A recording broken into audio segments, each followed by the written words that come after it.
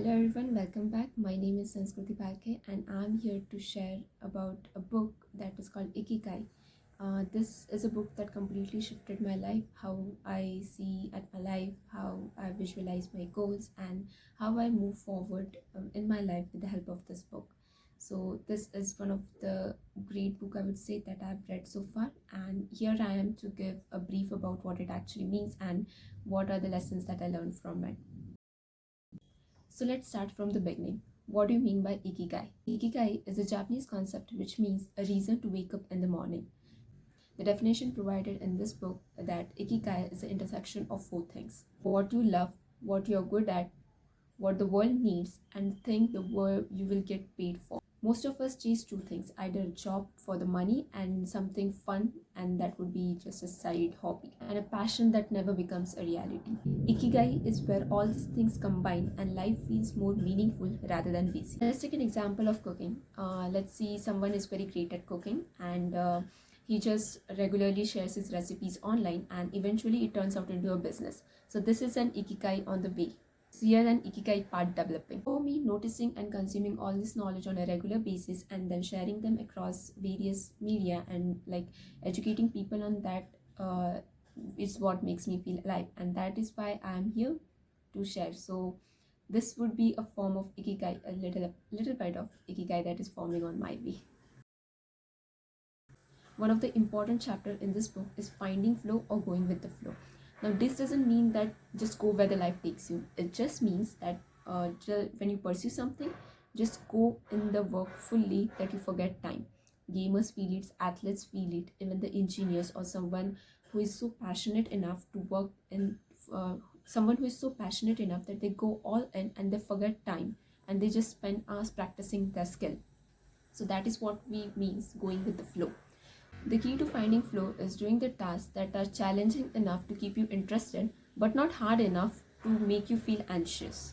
For example, learning a piano or a skill you're working on and then completely forgetting about the time where it all went and you just spend the whole day doing that thing. Before I used to think productivity is all about doing the task fast, but it's just about going in the flow of doing that task.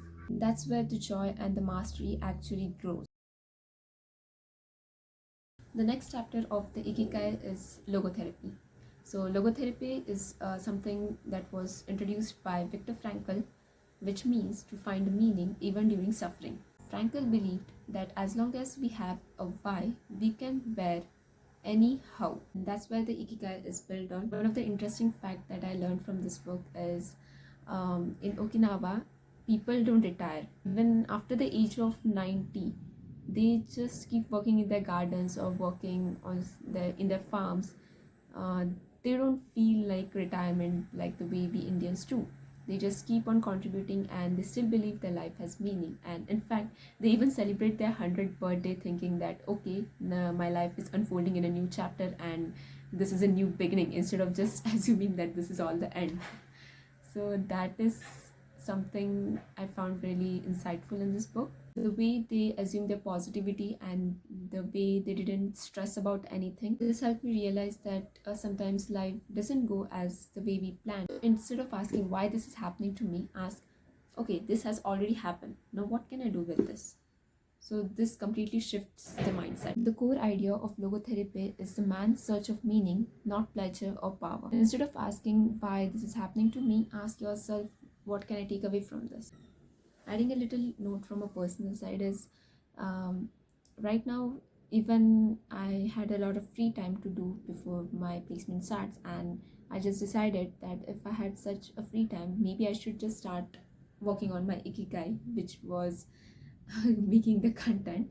And I just thought maybe this is the right time. So instead of asking that why this is happening to me and why the things aren't going according to my way, I just thought, okay, the things which was eventually planned didn't happen, but right now I do have the time to work on something meaningful that I actually want. So here I am following my Ikigai. The next chapter of this book is diet. So there is a place in Japan where people live the longest, and that place is Okinawa. Based on the study done in that area, there has been a more facts that came which helps in increasing the longevity. There is a concept in Japanese which is called as a hara hachibu. So these people follow that. Hara hachibu is a concept which means fill your stomach only 80%, which means eat in small proportions but consistently. They don't believe in extreme diets or anything, and they don't consume everything at once. They eat in small proportions. That the thinking is based on that you should fill your stomach up to 80% and leave 20% of your stomach to help digest the food. So this reduces the acidity as well as it improves the digestive system. Their diet majorly consists of a lot of vegetables and whole grain fruits. They drink a lot of green tea, which their diet usually consists of antioxidants, and they don't believe in working hard at the gym. They prioritized sunlight and light movement, gentleness over some heavy lifting. This challenged my idea of fitness. Instead of pushing your body to the extreme, just believe in treating your body gently and through light movements but consistently. So this is the way they are able to move longer than any other people around the world. I believe in the idea that don't do very hard workouts, but but make sure your body don't remain stagnant. Just for example, you're working and you're just scrolling, you're using your phone and you're sitting hours and hours and hours. So this should not be the case. Don't do extreme workouts, but eventually move your body a lot consistently. The next chapter is resilience and Wabi-Sabi. In this book, the resilience is clearly connected to the Wabi-Sabi. Wabi-Sabi is a Japanese philosophy which means embracing your imperfections, cracks, every failure, and accepting it as a part of yourself and not something that you should be punished for. Kintsugi, which means repairing the broken things with gold. This just shows that things becomes even more beautiful when they're broken. So that's not the part you should be feel sad about or you should worry about. Everyone is imperfect and everyone has flaws, so just accept it, embrace it as part of you, and start working on the things that do matter to you. We are always taught to hide our flaws, but these cracks, these imperfections, these failures, aging, changes, these are all the things that keeps us human, and you should just embrace it and accept it as part of you. That's where the healing journey begins. The next chapter of this book is facing life without letting the stress age you. The silent killer mentioned in this book is stress. So stress basically makes your cells age faster. The goal isn't to avoid the challenges, it's to build the anti-stress habits.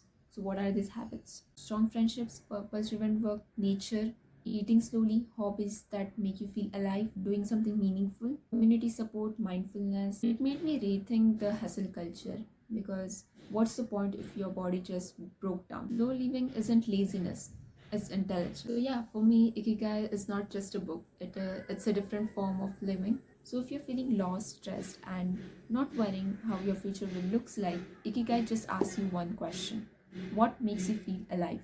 The answer might not come instantly, but the journey itself will change you. Thank you so much for watching. If you want more lifestyle based or book based information or content, do let me know. So this is one of my, I would say, working on this was one of my ikigai, because I've been delaying it for many years and finally I just got the time to do it.